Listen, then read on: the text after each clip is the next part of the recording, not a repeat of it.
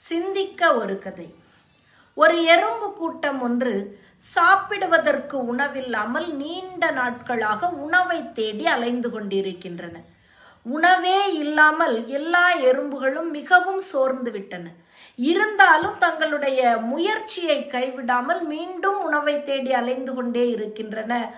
ஒரு நாள் இந்த எறும்பு கூட்டங்களினுடைய கண்களில் ஒரு மிகப்பெரிய மலையானது தென்படுகின்றது. உடனே தலைமை எறும்பு மற்ற எறும்புகளை எல்லாம் ஒரு இடத்துல நிற்க வச்சுட்டு அந்த மலையை நோக்கி செல்கின்றது. போய் என்ன செய்யுது, அந்த மலையை சுவைத்து பார்க்கிறது. என்ன அப்படின்னு சொல்லிட்டு சுவைத்து பார்க்கின்றது. அது என்ன அப்படின்னா ஒரு இனிப்பு மலை. அந்த இனிப்பு மலை அப்படின்றத கண்டுபிடிச்ச உடனே அந்த தலைமை எறும்புக்கு சந்தோஷத்துல கை கால் பிடிபடல. உடனே என்ன செய்கின்றது, தன்னுடைய எறும்பு கூட்டங்களை கூவி அழைக்கின்றது. வாங்க, இவ்வளோ நாள் சாப்பிடாம இருக்கீங்க, இப்போ வயிறார இந்த இனிப்பை உண்டு மகிழுங்கள் அப்படின்னு சொல்லுது. உடனே எல்லா எறும்புகளும் வயிறார சாப்பிடுது.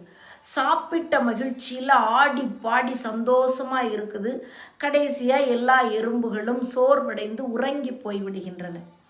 அடுத்த நாள் எழுந்தவுடனே தலைமை எறும்பு அந்த எறும்புகளுக்கெல்லாம் ஆணை பிறப்பிக்கின்றது. இப்போ அடுத்த கட்ட வேலை என்ன அப்படின்னு சொன்னா, இந்த மலையில் இருந்து ஒவ்வொரு சீனியா எடுத்துக்கொண்டு நம்முடைய புற்றில் கொண்டு சேர்க்கணும்னு சொல்லுது.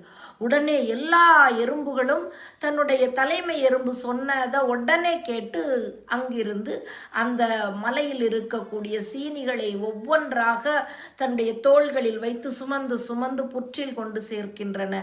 இறுதியாக அந்த மலையே அந்த இடத்திலிருந்து எறும்பு புற்றிருக்கக்கூடிய இடத்திற்கு மொத்தமாக நகர்த்தப்படுகின்றது.